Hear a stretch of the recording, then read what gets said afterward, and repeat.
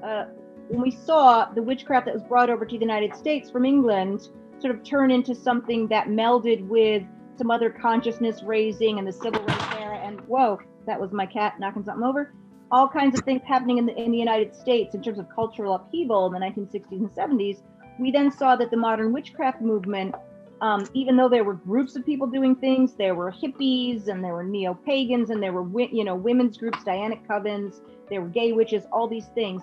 We also saw that as books started to be published that were purporting to expose the secrets of witchcraft and all of that, and then there were people talking about this is, how these things work. We started to see that there were not enough covens to take in people that wanted to be witches. So then, of course, we come up with this idea that you can be a solitary witch and you can initiate yourself. So this idea that witchcraft comes from a family-based legacy was still, of course, very attractive to people.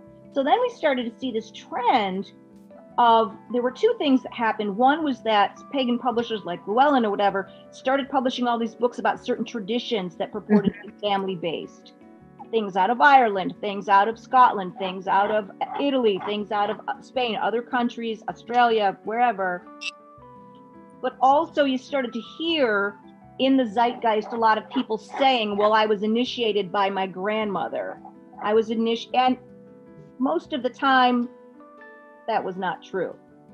Because people were starved for this authenticity that did not exist. And part of the reason was that we were fed this idea via Gardner, who was responsible for the first sort of widespread model of modern witchcraft, which was Wicca. We were fed this idea that witchcraft was this ancient thing that people could be part of this lineage, when Gardner's version of witchcraft was something he made up practically out of whole cloth.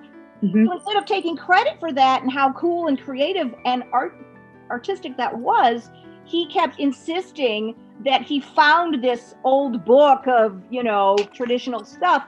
And so this idea that if you're not connected to a lineage or a tradition, to this day, we still call our witchcraft practices traditions, even if they're only 10 years old.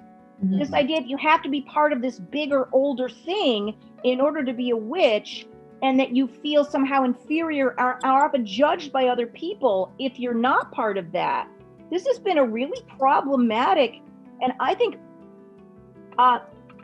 difficult thing for us to overcome in the modern witchcraft community. And I'm just going to put that out there.